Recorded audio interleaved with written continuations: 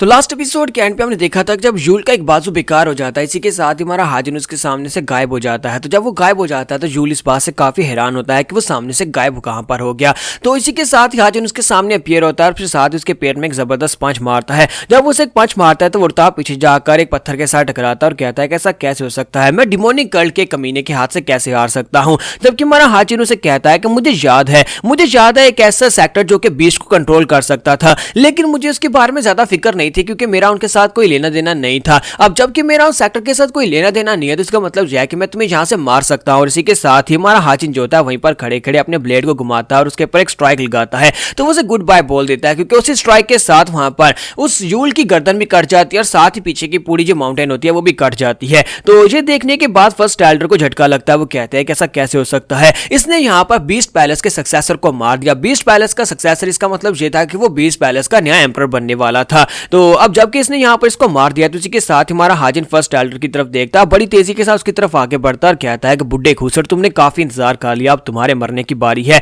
तुम्हारा हाजिन जल्दी से जंप करते हुए उसके पास पहुंच जाता है। तो फर्स्ट एल्डर सोच रहे होते हैं कि हम दोनों तो दूसरे को पहले से नहीं जानते, फिर यहाँ पर मेरे पर क्यों अटैक कर रहा है, सिर्फ इसी वजह से कि मैं यहाँ पर ऊपर खड़ा होकर ये सब कुछ देख रहा था। जबकि हमारा हाजिन वहां पर सोच रहा था किसी कमीने की वजह से मेरी नई जिंदगी शुरू करने का जो सपना था वो चकनाचूर हो गया और पिछली लाइफ में इसने मेरी टांग काट दी थी, जिसकी वजह से सीक्रेट डीमन क्वीन जो थी उसने मेरी गर्दन काट दी। और आज यहाँ पर मैं इसे बदला लेकर रहूंगा। अगर मैं इसे जान से नहीं भी मार पाया तभी मैं कम से कम इसकी टांग काट कर रहूंगा। तो हाजिन जो होता है उसके करीब पहुंचता है, अपनी तलवार से उसके ऊपर अटैक करता है। तो वो भी जल्दी से अपनी तलवार निकालता है और उसके अटैक को ब्लॉक कर लेता है और उसकी तरफ देख रहा होता है कि इसका किलिंग इंटेंट मेरी तरफ बहुत ज्यादा है। तो वो उसे कहता है कि लड़के ये तुम क्या कर रहे हो, तुम मेरे पर अटैक क्यों कर रहे हो, मुझे लगता है कि हमको यहाँ पर आपस में फाइट करने की जरूरत भी नहीं है, मैं तो बस यहाँ पर ऊपर खड़ा होकर ये सब कुछ देख रहा था और मेरा बीस्ट पैलेस के साथ कोई ताल्लुक भी नहीं है। यहाँ पर सभी वॉल्स को मार दिया और साथ उनके लीडर को भी मार दिया, जिन लोगों ने तुम्हारे लोगों के ऊपर अटैक किया, तुम्हारे लोगों को मारा है। तो क्यों ना तुम यहाँ पर इस बात को भुला दो और तुम यहाँ पर से अपनी स्क्वाड को लेकर सही सलामत चले जाओ और मुझसे फाइट करने की जरूरत नहीं है क्योंकि अगर फाइट करोगे तुम्हारा ही नुकसान होगा। तो हमारा हाजिन उसे कहता है कि बुड्ढे खुसट कहीं कि अपनी बकवास बंद करो, तुम आज भी बिल्कुल भी नहीं बदले। जब से तुमने यहाँ पर अपनी पॉलिटिक्स को शुरू किया है तब से तुम यहाँ पर गंदी चालें चल रहे हो। तुम्हें क्या लगता है कि फाइट करने से मसला नहीं हल होगा और यहाँ पर पॉलिटिक्स से मसला हल हो जाएगा। जबकि फर्स्ट एल्डर उसे कहते हैं लेकिन हम दोनों तो पहले कभी मिले नहीं, फिर तुम्हें मेरे बारे में पता कैसे है, हम दोनों एक दूसरे को नहीं जानते। हाजिन उसे कहता है कि अच्छा तो तुम्हें लगता है कि हम दोनों एक दूसरे को नहीं जानते, जितना तुम अपने बारे में जानते हो मैं उससे ज्यादा तुम्हारे बारे में जानता हूं। और इसी के साथ ही वो सामने से गायब हो जाता है। तो फर्स्ट एल्डर कहते हैं कि ये कौन सी टेक्निक है, ये यहाँ पर से सामने से गायब हो गया। फिर साथ ही वहां पर उसे सेंस करते हैं और कहते हैं कि मुझे उसे सेंस करना होगा, वो कंप्लीटली गायब तो नहीं हो सकता। और इसी के साथ उन्हें पता चलता है कि वो ऊपर है। वो अपनी तलवार को ऊपर की तरफ करते हैं और उसके अटैक को ब्लॉक करते हैं और कहते हैं इसका जो ब्लेड है वो बहुत ज्यादा हैवी है, आखिर इस लड़के के पास इतनी पावर आ कहां से रही है, ये लड़का मुझसे दूर छोटा है लेकिन इसके बावजूद इसकी स्ट्रेंथ मुझसे ज्यादा है। तुम्हारा हाजिन उसे कहता है कि मुझे इस बात की काफी ज्यादा खुशी है कि तुम मेरी एक दो तलवार के अटैक से नहीं मर रहे, क्योंकि अगर तुम यहाँ पर एक दो स्ट्राइक से मर जाते तो फिर यहाँ पर मेरा जो गुस्सा, जो मेरी रिजेंटमेंट है वो यहाँ पर पूरी कैसे हो पाती।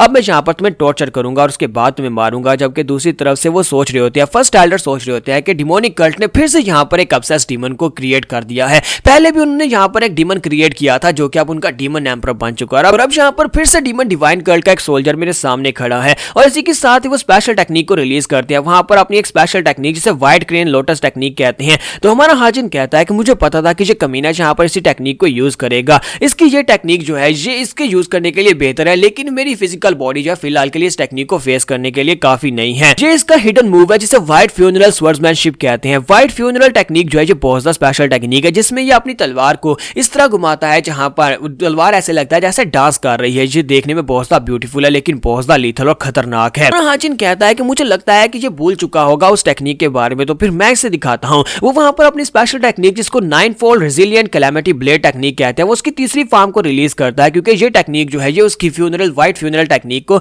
डिसनॉलिफाई कर सकते हैं। तो इसी के साथ ही वो अपनी टेक्निक को रिलीज करते हुए उसके ऊपर वहां पर अटैक करता है और साथ ही वहां पर लोटस फ्लावर बना लेता है, जिसकी वजह से उसकी इर्द गिर्द एक शील्ड बन जाती है। और शील्ड बनने के साथ ही नीचे का ग्राउंड जो होता है फ्रीज होना शुरू हो जाता है। ये देखने के बाद फर्स्ट एल्डर भी काफी हैरान हो जाते हैं और कहते हैं कि ये ब्लेड टेक्निक, मैं इस ब्लेड टेक्निक को जानता हूं। ये ब्लेड टेक्निक हमारे राइटियस सिवलियन अलायंस में सिर्फ और सिर्फ एक ही बंदे के पास थी। इतनी खतरनाक ब्लेड टेक्निक जो थी वो सिर्फ और सिर्फ एक ही बंदा इस्तेमाल कर सकता था और वो पहले वो पास्ट का असैसिन किंग था, यानी कि उसे असैसिन किंग कहा जाता था। वो चुन हाजिन था जो इस टेक्निक को यूज कर सकता था। तो इसका मतलब यह है कि इस लड़के का उसके साथ कोई ना कोई ताल्लुक जरूर है। तो वो उसे कहता है कि कौन हो तुम, जल्दी से बताओ कि तुम्हारा उसके साथ क्या क्या ताल्लुक है, चुन हाजुन की ब्लेड टेक्निक तुम्हारे पास क्या कर रही है। और साथ ही वो उसकी सारी आइस टेक्निक को वहां पर नॉलिफाइड करते हैं और अब यहाँ पर उसके सामने फाइट करने के लिए रेडी होते हैं। जबकि हमारा हाजुन उसे कहता है तो फाइनली अब यहाँ पर तुम्हें वो नाम याद आ ही गया और तुम्हें यहाँ पर इस टेक्निक का मास्टर भी याद आ ही गया। दूसरी तरफ डिलीवरी स्क्वाड के लोगों को दिखाते हैं कि वो लोग वहां पर अपने सामान को पूरा कर रहे होते हैं और कहते हैं कि हमारा सामान पूरा है। टोंगपिल उन लोगों से कहता है कि चलो शुक्र है कि हमारा सामान जहाँ पर पूरा है, अगर जहाँ पर सामान में कमी हो जाती तो फिर काफी ज्यादा मुश्किल हो जाती, हम लोग बाकी वापस जाकर कुछ भी एक्सप्लेन नहीं कर पाते। टोंगपिल अपने पास से पिल निकालता और पिल निकालकर जुहुआ से कहता है कि मिस जुहुआ प्लीज ये पिल ले लें। तो वो कहती है लेकिन तुम्हें इसकी ज्यादा जरूरत है, तुम्हारी बॉडी इस वक्त ज्यादा बुरी हालत में है।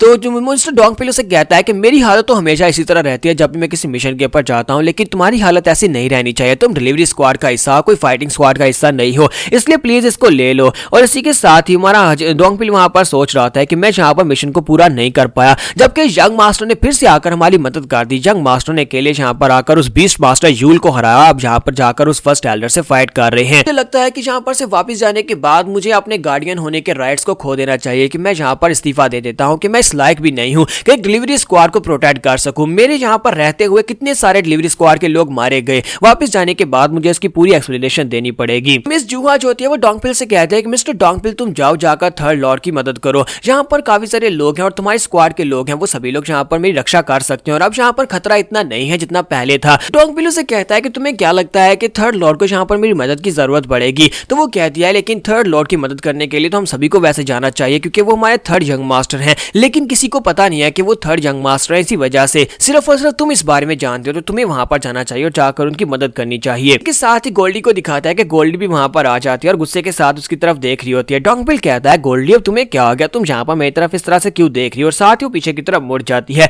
टोंगपिल कहता है गोल्डी रुक जाओ, तुम कहां पर जा रही हो, अच्छा ठीक है मैं भी तुम्हारे पीछे आ रहा हूं। जबकि ऊपर का सीन दिखाते हैं जहां पर फर्स्ट एल्डर जो होते हैं वो भी सोच रहे होते हैं कि हम लोगों ने चुन हाचिन को प्रॉपर्ली मारा था, उसकी गर्दन काट दी थी, उसके दोनों बाजू काट दिए, उसकी दोनों टांगे काट दी थी, फिर वो दोबारा से यहाँ पर जिंदा होकर कैसे आ सकता है, ये वो नहीं है, ये चुन हाचिन तो बिल्कुल भी नहीं हो सकता, ये बहुत ज्यादा यंगर है। कहीं ऐसा तो नहीं है कि उसने सीक्रेटली यहाँ पर किसी सक्सेसर को पाल रखा था और उसे अपनी सारी की सारी सीक्रेट टेक्निक सिखाकर चला गया, अपने मरने से पहले उसने सारी टेक्निक किसी और को सिखा दी थी, लेकिन हमें इस बार में क्यों नहीं पता चला कि उसके पास यहाँ पर कोई ऐसा डिसाइपल है जो कि डेमिक डीमन गार्ड है, यानी कि वो डीमन डिवाइन कल्ट से है। फर्स्ट एल्डर यहाँ पर ये जानने के लिए बहुत ज्यादा उतावले हो रहे होते हैं। वो हाजिन से कहते हैं बताओ कि तुम कौन हो, आखिर तुम डीमन डिवाइन कल्ट से हो, लेकिन तुम्हारे पास चुन हाजिन की टेक्निक्स कहां पर से आई हैं। तो वो कहता है कि तुम यहाँ पर कुछ ज्यादा क्यूरियस हो रहे हो, तो क्यों ना तुम यहाँ पर मेरी तलवार से पूछ लो कि मैं कौन हूँ। और इसी के साथ ही फर्स्ट एल्डर फिर से अपनी फ्यूनरल वाइट टेक्निक को रिलीज करते हैं और उसके ऊपर अटैक करना स्टार्ट करते हैं। जब वो फिर से अटैक करते हैं तुम्हारा हाजिन कहता है कि अब काफी देर हो चुकी है, तुम्हें क्या लगता है कि मैं यहाँ पर तुम्हारी इस टेक्निक के साथ दोबारा हिट होने वाला हूँ। वो आगे की तरफ बढ़े होते हैं फर्स्ट एल्डर और सोच रहे होते हैं कि मेरी एनलाइटमेंट जो है वो इससे बहुत ज्यादा है, ये लड़का बहुत ज्यादा यंग है, लेकिन मैं यहाँ पर सालू के तजर्बे के साथ हूँ और तो सालू का तजर्बा मेरे पास है जिससे मैं इससे फाइट करने वाला हूँ और एंड के ऊपर यही लड़का यहाँ पर मेरे हाथ से हारने वाला है। जबकि हमारा हाजिन जो होता है वहां पर उसकी टेक्निक को हेड ऑन फेस कर रहा था और साथ ही वहां पर हंसते हुए से कहता है कि ना पहले जो तुम्हारी टेक्निक मेरे पर काम कर पाए थे और ना अब जो तुम्हारी टेक्निक मेरे पर काम कर पाएगी, क्योंकि तुम्हारी जो एनलाइटमेंट की लेवल है वो बहुत ज्यादा लो है, तुम्हारी कल्टीवेशन लेवल बहुत ज्यादा लो है। और यहाँ पर हम लोग अपनी एपिसोड 46 का एंड करेंगे। नेक्स्ट एपिसोड में देखेंगे क्या हमारा हाजिन यहाँ पर फर्स्ट एल्डर की टांग काट पाएगा या नहीं। तो एपिसोड की एक्सप्लेनेशन अच्छी लगी हो तो कमेंट करके जरूर बताइएगा, वीडियो को लाइक करना मत भूलिएगा। Thank you.